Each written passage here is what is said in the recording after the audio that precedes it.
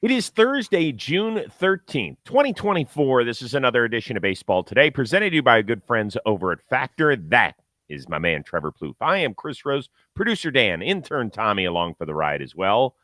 Welcome back to the West Side, yo. It feels so good to be home, Rosie. Not just the West Coast, but just like in my house. I hadn't had a home cooked meal for 10 days, 11 days.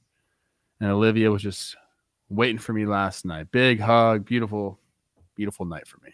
Ah, that's nice. That can go one of two ways when you're gone for a week and a half. Either, oh, I missed you terribly, love it, or my God, you left me with these two creatures for 10 or 11 days. What are you doing? We have a very good relationship. So it was great. I had a couple notes waiting from my kids. They were already asleep when I got home, but it was, yeah, dude, I'm so happy. Like you can see it in my face, right? Like I'm happy. Yeah, I can definitely see it. We don't have to get into that any further. So good job by you. Quick reminder, get your Factor question of the weekend by tonight so that we can use it on tomorrow's show. They've been great over the last month. Keep it going, keep pushing through. Just check out our social media channels where you can hone in on that. It's so rare that I get to wear an Angels cap in positive light, but I'm going to give them a tip of the cap. Not only did they get a huge win out in Arizona last night, Jose Soriano continues to throw the ball really well.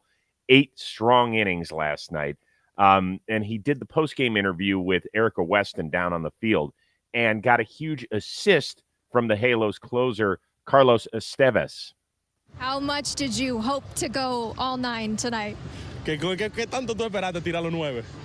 Bueno, yo en verdad no tenía eso en mente, solamente estaba pensando en tirar un picheo a la vez y resultó. He said he wasn't thinking about it, but he was just focusing on one pitch at a time, and I went out there for long.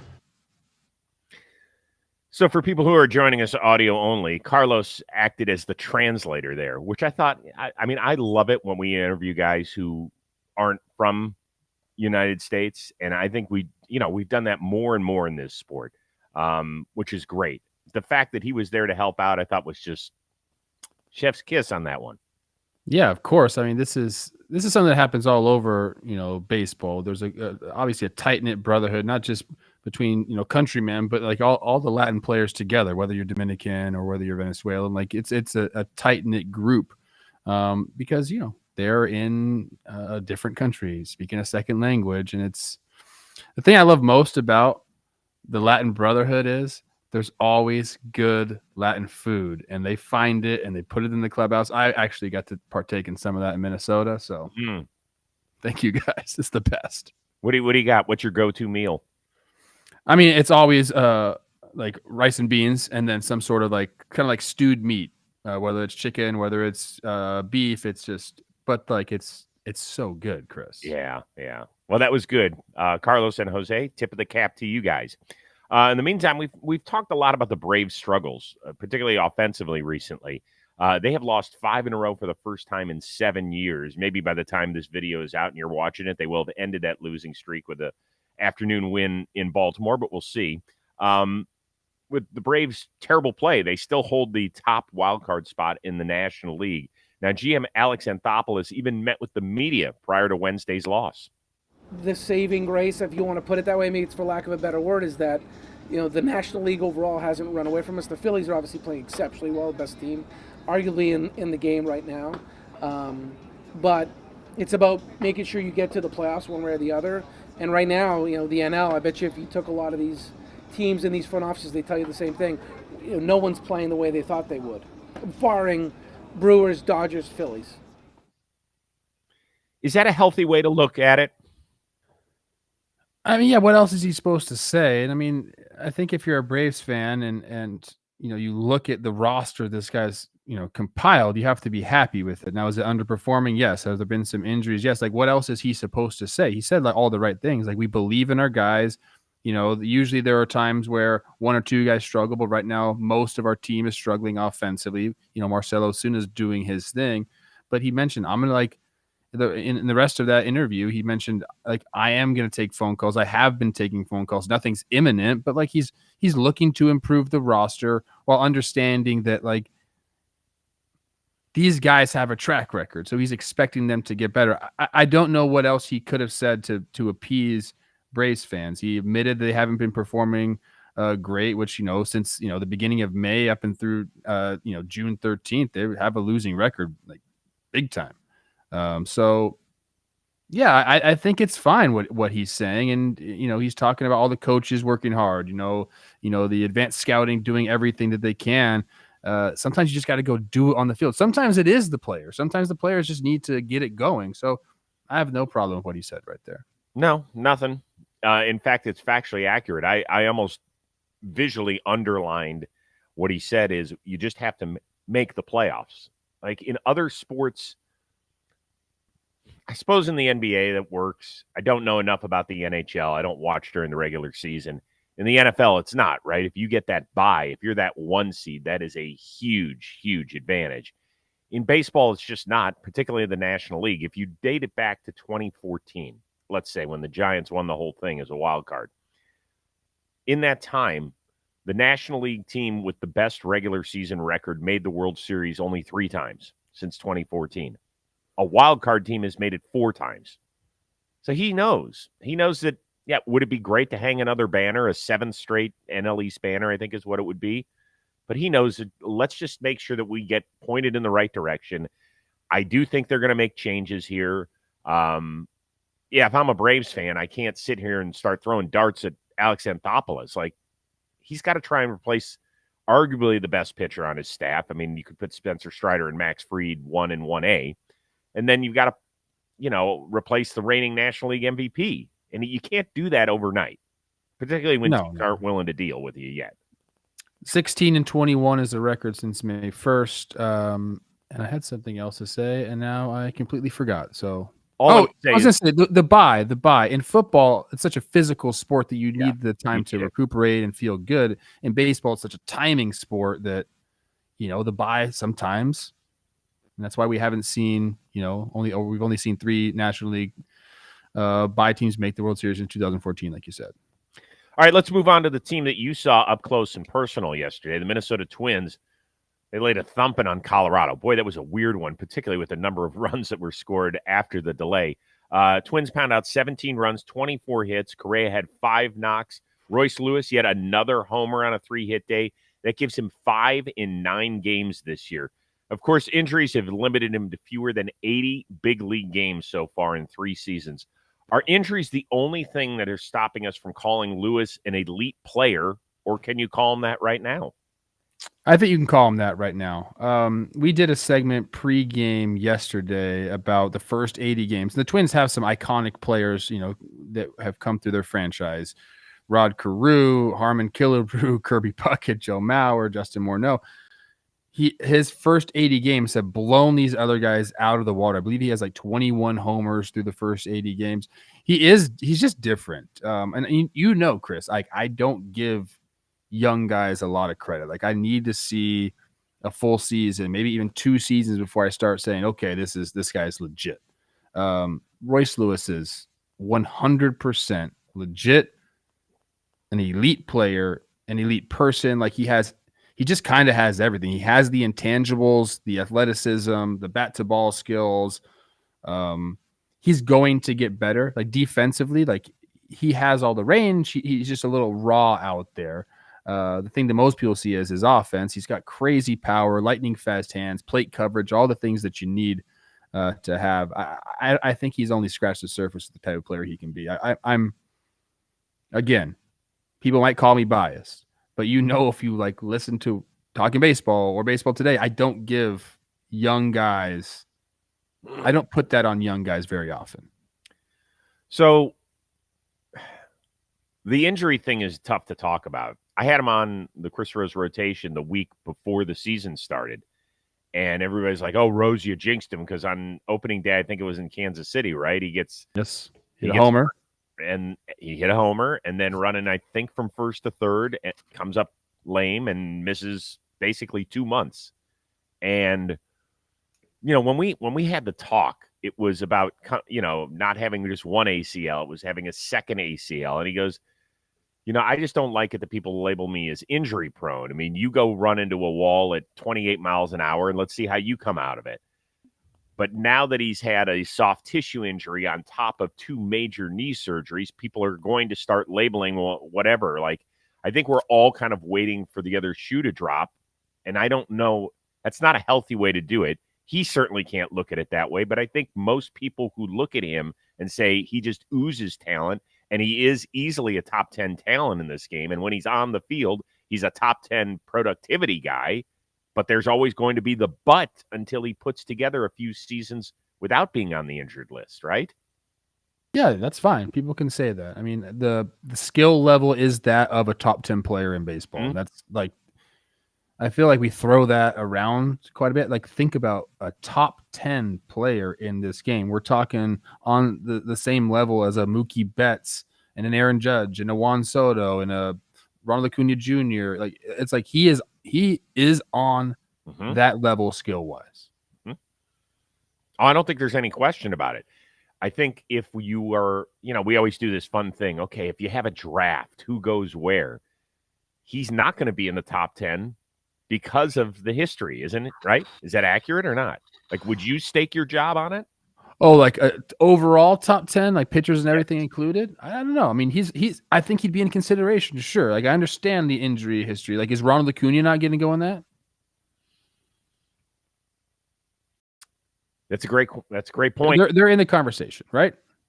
Oh, yeah. I mean, Acuna, I think with the one ACL, you know what? It'll be interesting when he comes back next year, how much our thought process changes with him, because baseball is such an availability key sport, right? That's the sixth tool, is your availability, right?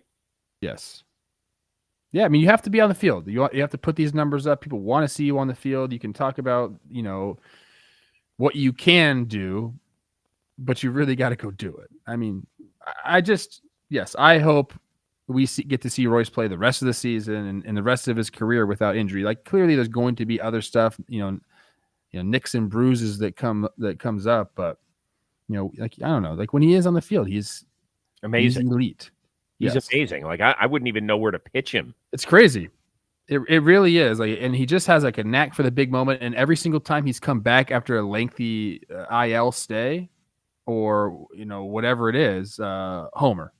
Like, he comes right back in and doesn't miss a beat. So he just has that ability. Baseball Road Tripper in the chat says Royce handles everything like a vet with the humbleness of a rookie. Shoot, I interviewed him in the game, like before a game one day, and he got done. He goes, "Thank you so much." I'm like, I know, right? What are you like? Thank me for what? Right. Just calm down, dude. Well, I told you that I've talked to somebody in the Twins organization who's been there quite a while and has seen many, many great human beings walk through that building, including you. And he said he is the best of the best that I've ever worked with in terms of having to handle stuff. I mean, he is a top like 0.001%er in terms of the people that you will talk to in this game. I firmly believe that. Yes. He's pretty. And he's got like crazy like fashion. Like, it's not great. I'll just say that right now, but it's there. Like, he's trying something. All right, so we are smack dab in the middle of June. That means you have to get ready for the most stylish of your crew this summer with cuts. Most guys wear a T-shirt, right? We wear them all the time on this show, and you can tell when they're cuts, and you can tell when they're not. So the problem is that most T-shirts, they're not acceptable to wear at work or out on date night or whatever. Well, today's sponsor, Cuts, has finally changed the game. Cuts T-shirts, they're high quality, they're wrinkle-free, they are buttery soft. And I am a person who gets really itchy, like when I put on something that's a little stiff, and I start going nuts, and I start sweating, and I start complaining. That is not the deal with Cuts, because it feels awesome. And for a limited time, you can actually save money while redefining the dress code by heading to CUTSclothing.com. Use the code today. You're going to get 20% off. Plouffe can tell you all their clothing is super comfortable. Didn't you wear it out in Vegas recently? I did. That's the thing about these. Yes, they're very comfortable. I love the fact they don't wrinkle, but they look good enough where you could wear it under a suit jacket if you wanted to. I wore it with a nice, coat and some pants. I look like a freaking baller, but if you want to look like professional at your work, you could wear these as well. So, by the way, it's a good look, like a shirt under a suit jacket. It's a good look, people. Heck yeah. You don't have to be like Trevor Plouffe, who could pull off any look. You could Anything. You can be like me, dad bod special. So embrace the summer state of mind with Cuts. And for a limited time, once again, our listeners are going to get 20% off the entire order. Use the code today at checkout. That is 20% off your order at cutsclothing.com. Promo code today. Please support this show. Tell them we sent you. Experience the perfect blend of style and comfort with Cuts Clothing today. All right, Brewers take yet another series. I think they're 6 straight at home, if I'm not mistaken, this time over the Toronto Blue Jays, thanks in part to their power-hitting shortstop. That one hit to center. Back and way gone off the scoreboard for Willie. Yeah, that's Willie Adames. Another big time blast, and the Brewers take care of business. Afternoon game against the Jays. So that means they are now up 7 in the NL Central. But Adames, of course, is in his walk year. Milwaukee could certainly get something interesting in terms of prospects back if they send him to a shortstop needy team. Is that something that GM Matt Arnold has to consider? I mean, I guess you can consider it. Okay. And I know I read the Rosenthal article. I think you're probably referencing this question off of, and he's saying, okay, well, you can trade him to somebody, get prospects, and flip those prospects to the White Sox and get Garrett Crochet to come fill out your rotation. So I understand the thought process behind that, because the Brewers pitching staff has been injured this year, and they need guys. I just don't think you can do it with Willie. He's just a different guy. Like, he is that clubhouse. He is the unquestioned leader there, like the vibe guy, like whatever you want to call it. That's what he is. So I just don't think it's smart. We saw it happen. What year is that when they traded Hader? 22? Yeah, it was 22. The difference was that Hader still had a year and a half of control. Here, Adames once again is in his walk year. But do you remember like the what happened afterwards? Like the vibe in the clubhouse, and they tanked. It was just not good. It was horrible. Like you already ripped Corbin Burns out of that clubhouse. Okay, yes, you did well. Joey Ortiz has been great. DL Hall not so great on the IL.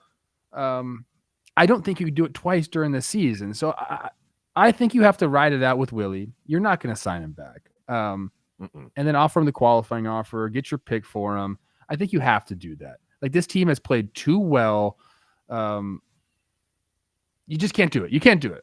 You cannot trade Willie Adames right now. And I understand, like, there are things that make sense. You can go get a starting pitcher, but I think he means too much to the clubhouse. I'm usually in the boat that you would have to trade him. Like, I look at a team, the Brewers, from the outside. I mean, I watch them, but I don't watch them as closely as a Milwaukee Brewers diehard fan. And I say, okay, they have done a tremendous job. In fact, I don't know how they're 7 games up in this division, but they are. Can I put them on par with the Phillies and the Dodgers? I won't do that, right? I look at their rotation right now. Peralta, Colin Ray, Wilson, Tobias Myers. They lost Gasser. They lost Miley for the year. Joe Ross is banged up. Their bullpen has been phenomenal. But if you match them up with those other teams, on paper, it's not close. So you say, well, if you don't legitimately have a shot at making the World Series, then why wouldn't you go flip him for something? Well, first of all, we talked about this earlier, that you have seen teams that aren't the best team make it to the World Series when we didn't expect it in the National League over the last decade. The other thing that I think is probably more important, because if I had to pick somebody to represent the National League today, it's not going to be the Milwaukee Brewers. But the importance of a young team getting the experience of playing with a lead, trying to hold off the rest of the competitors in that division, getting playoff experience, like that sort of stuff could be invaluable for them moving forward, whether Willie Adames is part of this organization or not. And they're better with him there right now. Yeah, I mean, I agree with that. You just can't do it right now. No. I understand the thought process. I get it. But there are certain guys that even Ignacio has come out and said, like, you can't really put a price tag on that leadership and what he means to the clubhouse. So that's kind of like how I feel about it. He's just different for them in that organization. Yeah.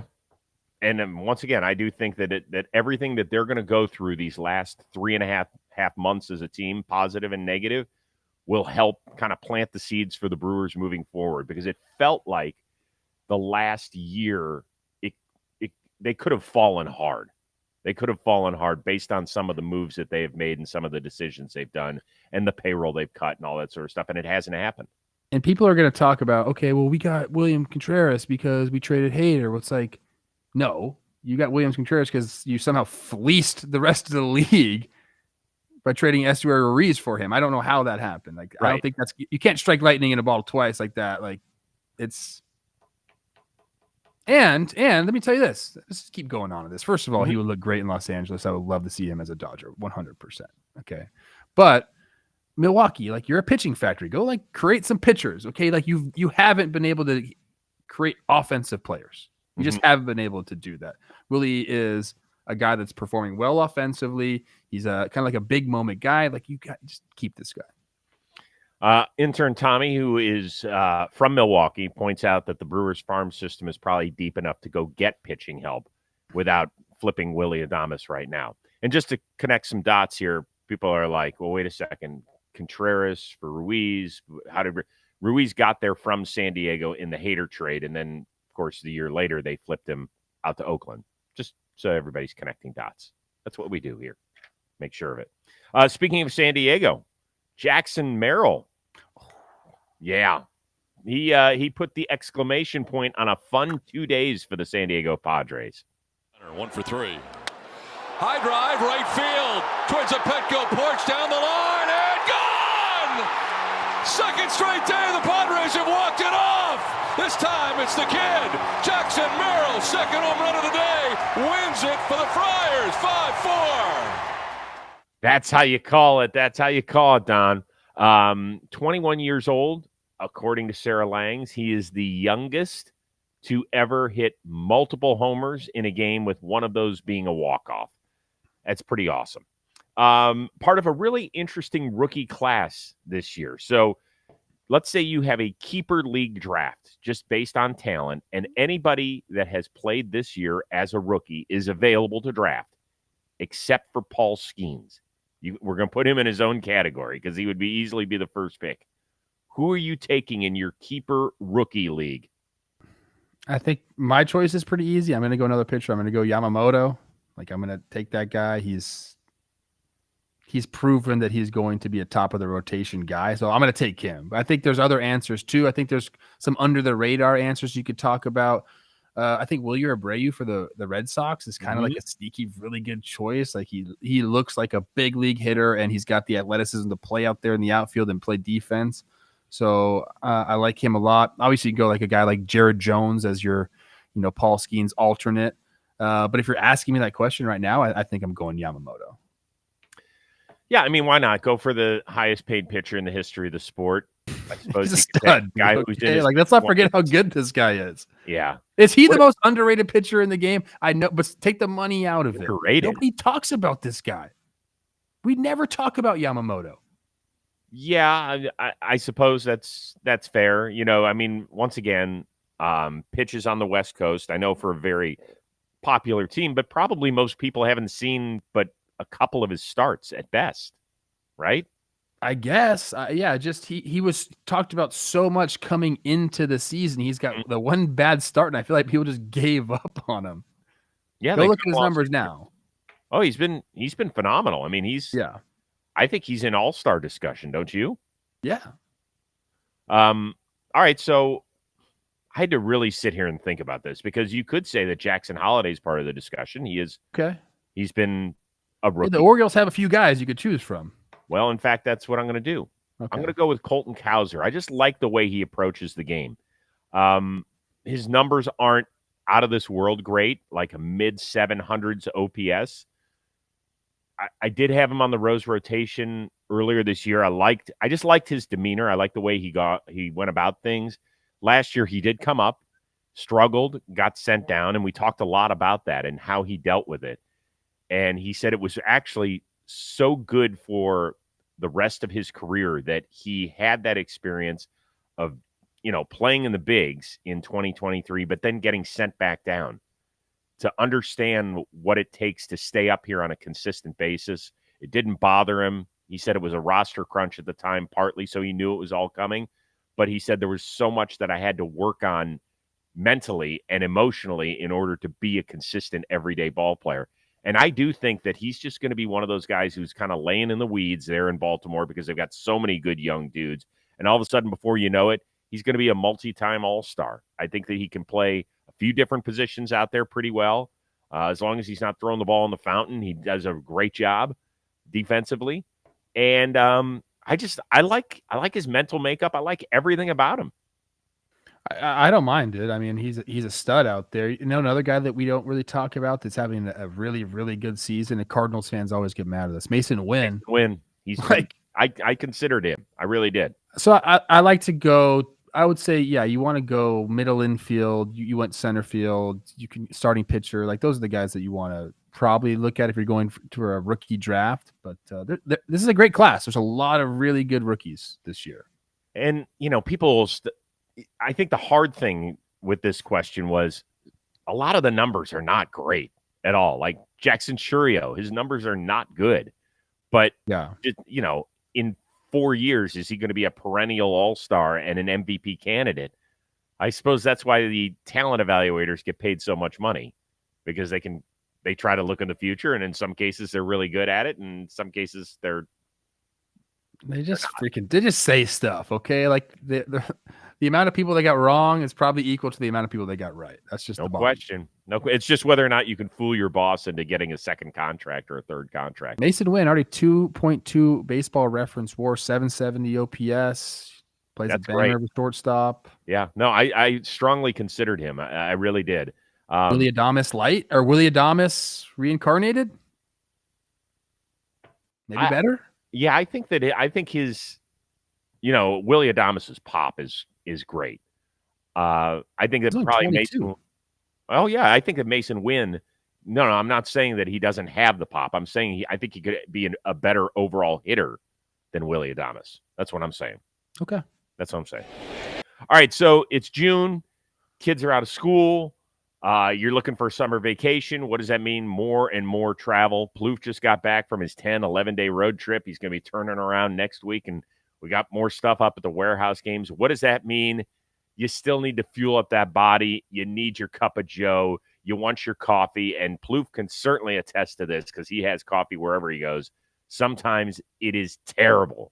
It is terrible. Yes. And people try bringing a portable coffee maker with them, but sometimes they don't travel great or it just tastes like crap. The only coffee maker that makes great travel coffee is AeroPress, and now they've introduced a complete travel system. It's their newest innovation. It's the AeroPress Go Plus. It's the first product that makes great tasting coffee using a brewing system that was designed for life on the go. It's a travel coffee revelation. AeroPress Go Plus finally allows everybody out there to have great coffee while they're doing A, and they're going to B, and then they got to get to C, and all it does is take 2 minutes. It's the first time that you can feel like you have great coffee wherever you go and whatever you're doing. And Plouffe can attest to this because I told you he has tried every type of coffee around the world.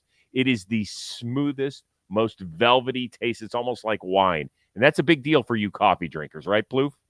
Yeah. So first of all, they can sell you beans. They can sell you grinds, whatever you want, whatever you prefer. If you don't have a grinder, get it already ground. And then it's essentially a French press. If you're a coffee drinker, you know what that is. You pour the hot water over it, press down. And the way they've done this, it's just travel friendly, which is awesome because I drank a bunch of hotel coffee over the last 10 days. Let me tell you something. It's not great, Chris. I wish I had this. I came home and there was one sitting there for me.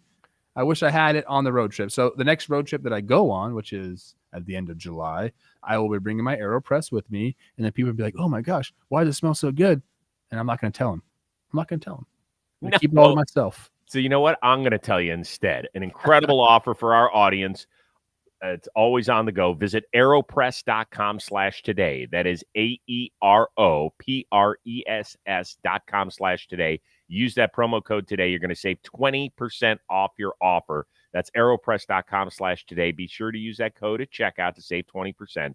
So it's time to say goodbye to that crappy coffee and, yes, to better adventures fueled by better coffee. I want to thank AeroPress for helping out our show today here at Baseball Today. Finally, Boston, nice comeback home win over the Philadelphia Phillies.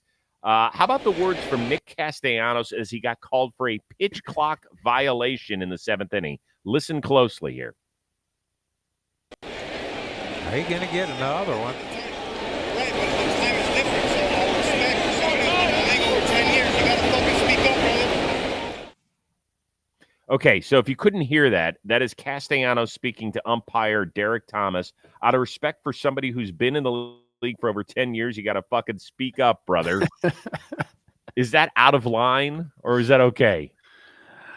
I think Nick would want that one back for sure. I understand where he's coming from. First batter of the inning, sometimes you come in, you're not necessarily looking for the clock. And a lot of times I'm assuming, I haven't played the big leagues with the pitch clock, but I'm assuming the umpire's like, hey, Nick, let's go. Like, come on. And so he was hoping for that quote unquote respect and didn't necessarily get it. So now you're 0-1. And I understand why he's upset because 0-1, go look at the numbers, people. 0-0 to 0-1, there's a drastic drop off. Now he ended up working a walk and scoring, I believe, that at bat, so it didn't matter. But I think he probably was a little out of line. I didn't see any post game quotes about it from Nick, but I think he would tell you that the moment got him a little bit there, that he wouldn't really typically speak to an umpire like that. So I'll say, yeah, a little bit out of line. Yeah, it was funny though. It made me laugh. I listened to it about 10 times, and it was pretty good. I don't know. Maybe the next time they see each other, Castellanos will say, hey, listen, I'm sorry about that. Didn't mean for it to get out. That's on me. Dude, you're playing in Fenway, and the juices are flowing, and you want, like, people always want that the juices in your athletes. You want them to be, riled up and ready to go. And sometimes those juices, they make you say stuff you probably don't mean. I love it, though. Hey, 10 years in the show, bro. A little more respect this direction. That was kind of funny. Last thing before we get out of here. The Tyler Glasnow episode is out. If you haven't listened to it, he's always phenomenal. We covered a bunch of topics, including the whole Micah Parsons thing, where he was asked if you basically had 500 at-bats in a big league season, how many hits could you get? He's an all-pro linebacker, an edge rusher for the Dallas Cowboys. We talked about that. I played the clip for him, and here was Glasnow's response. First, I'd have to look at, did he ever play baseball? Because no. If he had 500 at-bats, 5 hits. That's what I said. Maybe. Yeah, 5 hits, for sure. I don't think I think once he steps in and sees, like, a big league, like, he'd be like, oh, never mind. Like, you know what I mean? I think it's good to have the confidence. I appreciate the confidence, but 5 hits, maybe. So that clip got a lot of response, including from Micah Parsons, who said, is that a challenge? Which I love. So I sent that to Glasnow last night, and I was like, we've got to make this happen. He's like, He's like, maybe I could have him come out and stand in one of my bullpens. That'd be awesome. Right? I know. So I'm trying to work on how to set this up. Do you think I can pull it off with my two worlds colliding? Even standing in a bullpen is scary. Not the same as an at-bat, but even if you stand in, I think he would get the idea. It'd be like asking him, like, hey, we have 500. You can rush on me 500 times. Like, how many times am I going to stop you? He'd say 0. Right. Do you know what I mean? Yeah. Or like, how many times could I get open on the best cornerback in the league? 0. Like, I'm not going to get open on that guy. Yeah. And so we're going to try and I'm going to work on this thing. And that would be incredible, especially if it's off Glasnow. Oh, yeah. I think the best time for it to really happen is probably during spring training. That's my guess. Why not when he throws a bullpen right now? Who cares? People standing on bullpens all the time. Yeah, he did say that. He said, I wouldn't mind him swinging. Like, you guys don't stand in on bullpens and swing. They can stand in. Well, because they're usually big leaguers. Right, because they're big leaguers. But he was like, I'll even let him swing. No problem. Okay. I'm gonna see Stafford like tomorrow. I'm gonna ask him what he thinks. Yeah. Well, but then he's got a little bit of baseball history in his blood. Yeah. Yeah. Ask him that same question. Okay. Well. Speaking of Scott Boras told me Matthew was had a light bat in high school. light bat. How was he the could throw it and pick it, but just a light bat. Wasn't he a shortstop? Yeah. Yeah. Okay. Speaking of questions, get yours in. Factor question of the week. Get it in by Thursday night. We can use the best one on Friday's show. We are looking forward to that. For those of you that joined us live today, thanks for getting up early. We had a few things going on at the warehouse and dental work and everything else. Yes, sir. Just real quick. Stephen Brault yesterday filled in for me, so thank you, Stephen. He started with an insult to me, and I won't do that. I met Stephen, and I thought he was a very nice guy, and you know what? He's handsome. It was not an insult. He said you were distinguished. I will say, put us up mano-a-mano. I think I got him in looks. Just saying. I told you, I the other day when you were on my TV, I said, Michelle, look who's on doing the Twins game. She goes, he is handsome. I said, yeah, I get it. I know. And he'll tell you that too. So there you go. Get my tooth. I'm going to getting my tooth put in today. You don't even know, confidence. Woof. Yeah. What's going on with the tooth? Where is it?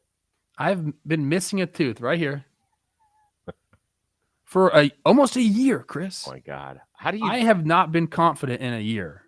You're going to see it tomorrow. Dude, isn't that terrible? Like, couldn't you have gotten bacteria in there and gotten infected? No, they did an implant. All that stuff is there. Okay. Like an actual tooth is coming in today. Oh, I thought you had the Strahan gap turned to the side. That's what I thought you had. Okay. It's embarrassing, Chris. It's okay. Wow. Well, thank God you'll be confident after this. I've been worried about you. All right. So for our one-of-a-kind producer, Dan Rourke, our amazing intern, Tommy, the uber-talented Trevor Plouffe, who's going to be getting his brand new tooth. I am Chris Rose. We will see you Friday here on Baseball Today, presented to you by Factor.